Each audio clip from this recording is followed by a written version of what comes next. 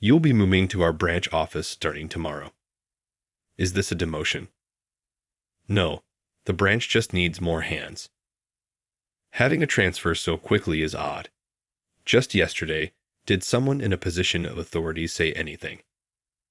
The boss's expression tightened as he applied more pressure. Jason, you should be grateful it's just a demotion and not something worse. I argued, I haven't done anything wrong. The manager simply placed his hands on his head, clearly frustrated. Yes, you haven't done anything improper, but occasionally the circumstances and the parties involved are simply too complex. Not all that seems right always is. You ought to be aware of that if you work in the business sector. I have no desire to comprehend that, I said without thinking. The manager sighed heavily. I may not agree with what you're saying, but I'll accept the decision quietly. The decision to demote someone was made in an instant. My supervisor said that I was demoted because I was unable to assess people and circumstances, but I didn't see it that way. The event was only yesterday. While I was passing through the train station, I saw an elderly man purposefully bumping into women. He fits the description of a bump into guy. Why was that guy intentionally doing it? That's risky. Observing ladies stumble and fall due to him was more than unsettling. The old man seemed to detect something as I was going to approach him, and he hurriedly vanished into the crowd. There was an unusual tension in the air when I arrived at the office, still irritated. Some bigwig was rumored to be stopping by the office for an inspection. As if incentives and evaluations depended on the outcome of the inspection, which is why the supervisors were rushing around, making sure everything was in working order. That bigwig turned out to be none other than the elderly station employee.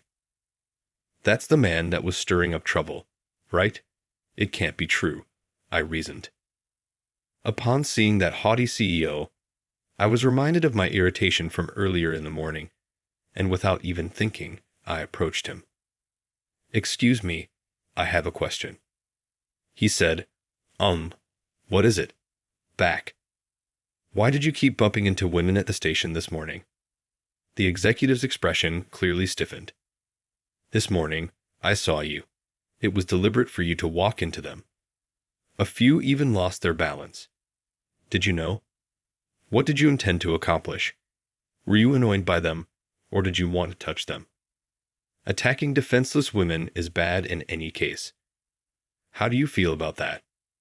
The executive was stunned by the volume of enquiries and was unable to say much more than open and close his mouth. Hey, Jason. When the boss saw this, he quickly spoke out. The executive's face continued to flush. Are you in charge here? Let us discuss in private. Yes, the boss said, his expression as ferocious as a thunderstorm. Instead of answering my accusations, the executive led the boss into a meeting room. And I was demoted today as a result. My employer was inconsolable, and the big shots were furious, but I still think I said nothing improper. There have been a few previous incidents similar to this one. It's acceptable to call attention to bad behavior, regardless of the status or position of the person making the statement. Sometimes my close friends who know me well would warn me when anything like this happened. But in my opinion, telling the truth is always the best course of action. I'm grateful for my friends that support and encourage me no matter what problems I run into, but I was unable to pay attention to their advice. I used to get reprimanded for lying to my parents and instructors when I was younger. I'm an adult now, and being honest gets me in trouble. It does not seem fair, does it? The entire crew at my new workplace, the sales office, gave me a hearty welcome. The office was located in a secluded rural community, so much so that people used to call it the outpost of real backwater. There was only the manager, a salesman named Peter, and an administrative assistant named Emily. Although not many consumers were coming in, they had enough workers to meet their needs. There's no way I'm going to be able to perform better here, and they even reduced my compensation by cutting my allowances. It seemed like a standard downsizing. Hopefully, we can collaborate successfully. This place seems to be quite relaxed, I added extending my greetings to the trio. Everyone appeared briefly stunned. You certainly are direct.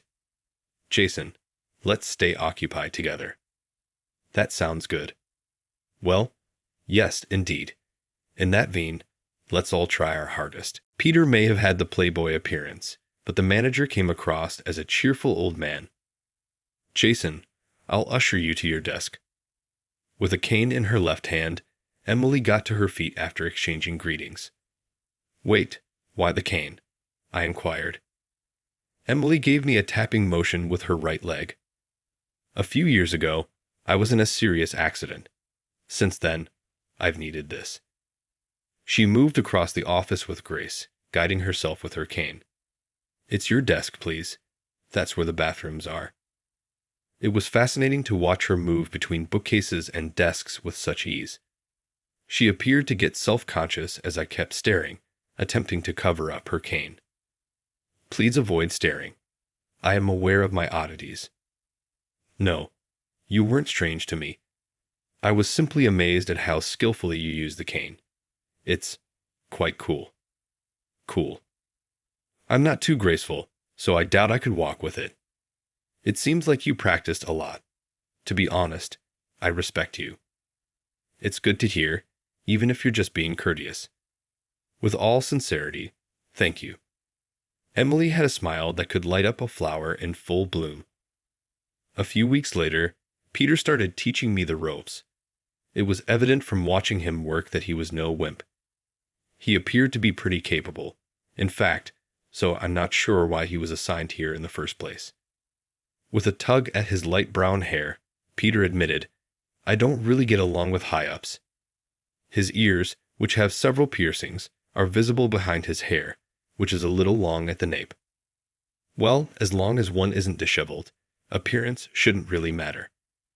True, people in positions of authority frequently disapprove of these expressions. I get that. That's not fair, Jason. I made a comment, but Peter laughed happily anyhow. But I'm fine here.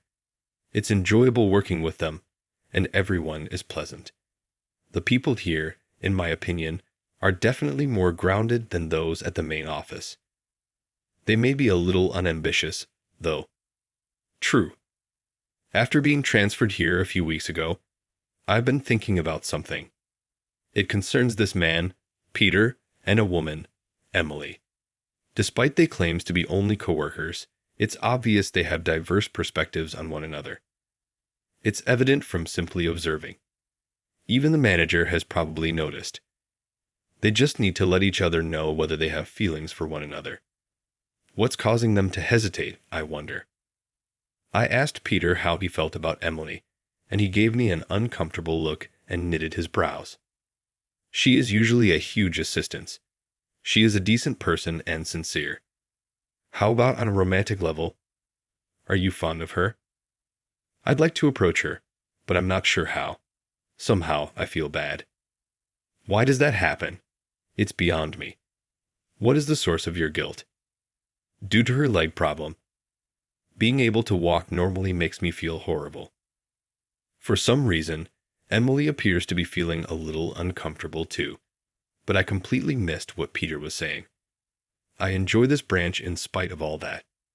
Despite the fact that I was kind of demoted and moved, I have no plans to return to the main office. I would actually want to see this area flourish even more. The people are competent in addition to being pleasant. So, I partnered up with Peter and we gave it our all, making the most of my sales expertise and the relationships I've developed over the years. Even though there were moments when it felt impossible, we persisted in trying. It appeared that our efforts were finally going to be rewarded. We were about to seal a big contract.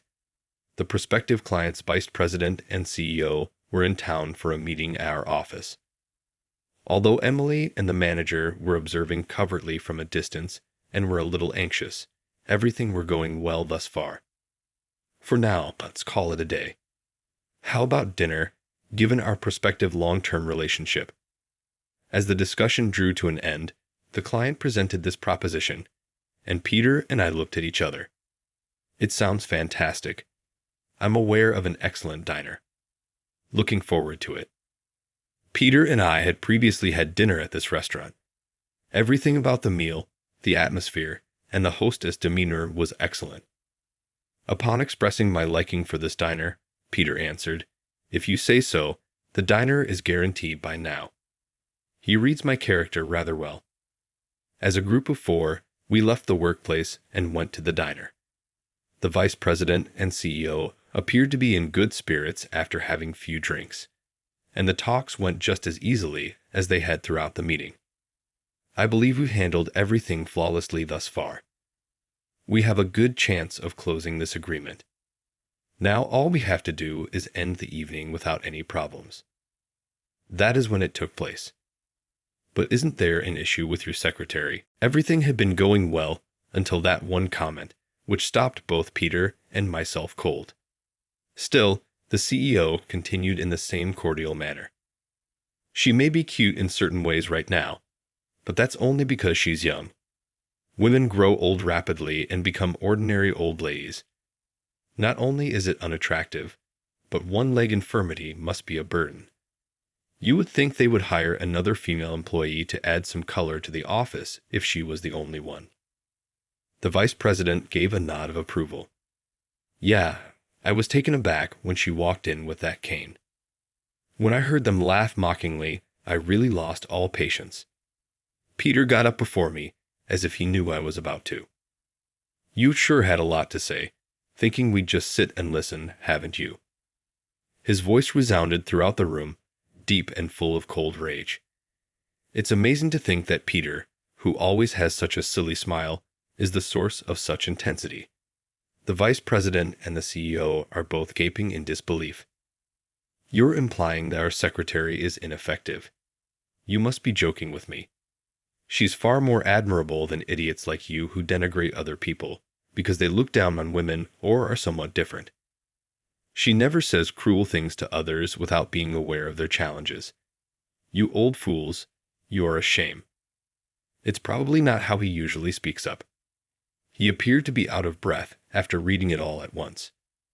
Breathing deeply, Peter glared at the vice president and CEO.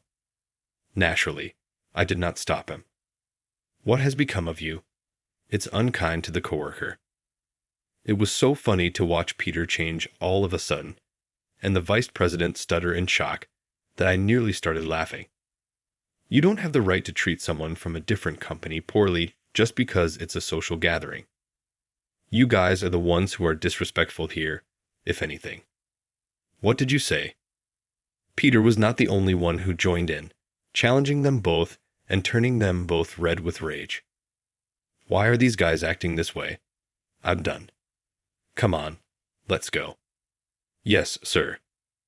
Their footsteps echoed as they stormed out of the restaurant, fuming. The private dining area was silent as soon as the sliding door closed behind them. Peter sighed deeply and sank into his chair. Oh no, that was a bad idea, especially in the middle of a business meeting. I was informed by the manager that he is supporting me. He must have been afraid after realizing how serious the situation was. I gave him my phone in a low voice after noticing how miserable he looked. Our branch office was contacted during the conversation. Jason, what is happening? Simply have a conversation with them. Peter timidly placed the phone to his ear. Hello. You did great, Peter. The manager's voice was crystal clear and audible from the other end. I gave Peter a comforting shoulder pat when I noticed his perplexed expression. Since they first started insulting me, I've actually remained on the queue the entire time. I instantly felt that kind of person was beyond our ability to handle. To make sure they weren't lying, I answered the phone so the manager could hear them. So he heard everything I said? Peter, I heard you completely. You made the correct decision. Well done. Excitedly, the manager's voice sounded out. You're correct, Peter. Many thanks for that. I'm ecstatic, Emily. Peter's eyes lit up as soon as he heard Emily's voice, which was just as happy as the manager's. I could still hear compliments for Peter and myself at the other end of the phone. I gave Peter a fist bump while he was attempting to reply while trying not to cry. He gave it back giving me a triumphant fist bump. With a client like that, problems would have most likely arisen eventually. It's fortunate that we learnt about them quickly. But if you could get a comparable deal shortly, it would be extremely appreciated. Maintain your good work, the manager stated in a tone that was characteristically casual for him to provide such a high directive. Though sales are still difficult and the deal fell through, there was one bright spot. Peter and Emily began dating. It appears that after they made a stand that day, the dust settled between them. The best policy is, in fact, to be honest. Jason, I appreciate you picking up the phone back then. You made it possible for us both to go forward. Emily was beaming and looked beautiful as ever. Congratulations, you make a great couple. I'm grateful. I won't break my heart, so don't worry. Yes, but hold on. What? I apologize, Peter, but you will have to overlook such a remark. I simply can't keep secrets. It's time to move on and possibly look for love again.